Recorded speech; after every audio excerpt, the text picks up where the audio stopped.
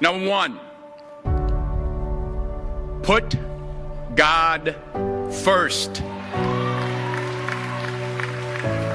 Put God first in everything you do. Everything that you think you see in me, everything that I've accomplished, everything that you think I have, and I have a few things, everything that I have is by the grace of God. Understand that. It's a gift. 40 years ago, March 27th, 1975, it was 40 years ago, just this past March, I was flunking out of college. I had a 1.7 grade point average. I hope none of you can relate. I had a 1.7 grade point average. I was sitting in my mother's beauty shop. They still call it beauty shops now? What they call it now? Yeah, I was sitting in the beauty parlor. I was sitting in my mother's beauty parlor, and I'm looking in the mirror, and I see behind me this woman under the dryer. And every time she looked up, every time I looked up, she was looking at me, just looking me in the eye. And I didn't know who she was, and I said, she said, somebody give me a pen, give me a pencil, I have a prophecy. March 27, 1975, she said, boy, you are gonna travel the world and speak to millions of people. Now mind you, I was flunked out of college. I'm thinking about joining the army. I didn't know what I was gonna do, and she's telling me I'm gonna travel the world and speak to millions of people. Well, I have traveled the world, and I have spoke to millions of people. But that's not the most important thing, the success that I had. The most important thing is that what she taught me and what she told me that day has stayed with me since. I've been protected, I've been directed, I've been corrected. I've kept God in my life, and it's kept me humble. I didn't always stick with him, but he always stuck with me. So stick with him in everything you do. If you think you want to do what you think I've done, then do what I've done and stick with God. Number two, fail big. That's right. Fail big. Today's the beginning of the rest of your life, and it can be very frightening. It's a new world out there. It's a mean world out there, and you only live once. So do what you feel passionate about. Take chances professionally. Don't be afraid to fail. There's an old IQ test, was 9 dots, and you had to draw 5 lines with a pencil within these 9 dots without lifting the pencil. The only way to do it was to go outside the box. So don't be afraid to go outside the box.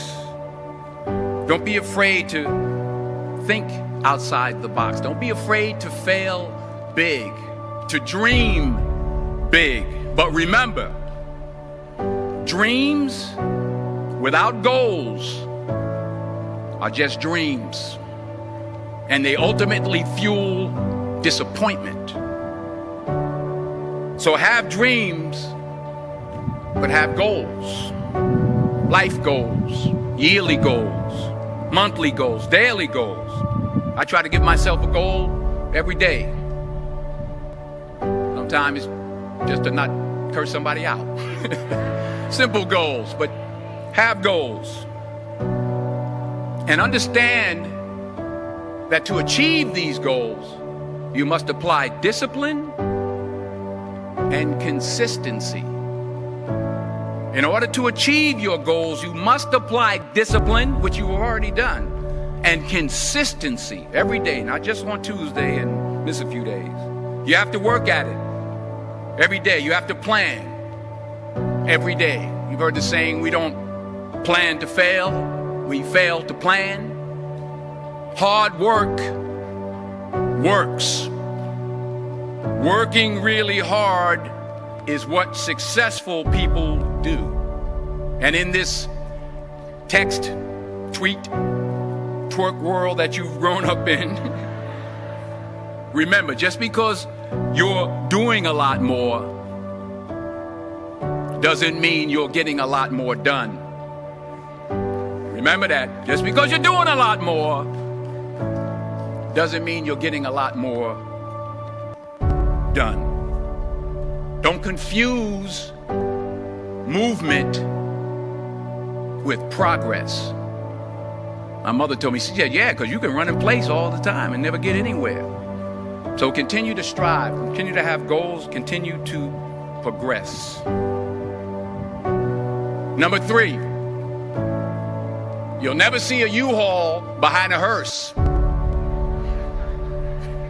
I'll say it again. You'll never see a U-Haul behind a hearse. I don't care how much money you make, you can't take it with you. And it's not how much you have. It's what you do with what you have. We all have different talents. Some of you will be doctors, some lawyers, some scientists, some educators, some nurses, some teachers. Yeah, okay. Some preachers. The most selfish thing you can do in this world is help someone else. Why is it selfish? Because the gratification, the goodness that comes to you, the good feeling that I get from helping others, nothing's better than that. Not jewelry, not big house I have, not the cars, but it's the joy. That's where the joy is, in helping others. That's where the success is. Finally, I pray that you put your slippers way under the bed tonight, so that when you wake up in the morning, you have to get on your knees to reach them. And while you're down there, say thank you for grace. Thank you for mercy. Thank you for understanding. Thank you for wisdom. Thank you for parents. Thank you for love. Thank you for kindness. Thank you for humility. Thank you for peace. Thank you for prosperity. Say thank you in advance for what's already yours. That's how I live my life. That's why I am. One of the reasons why I am today. Say thank you in advance for what is already yours. True desire in the heart for anything good is God's proof to you, sent beforehand to indicate that it's yours already. I'll say it again. True desire in the heart, that itch that you have, whatever it is you want to do, that thing that you want to do to help others and to grow and to make money, that desire, that itch, that's God's proof to you, sent beforehand already to indicate that it's yours. And anything you want good, you can have. So claim it. Work hard to get it. When you get it, reach back. Pull someone else up. Each one, teach one. Don't just aspire to make a living. Aspire to make a difference.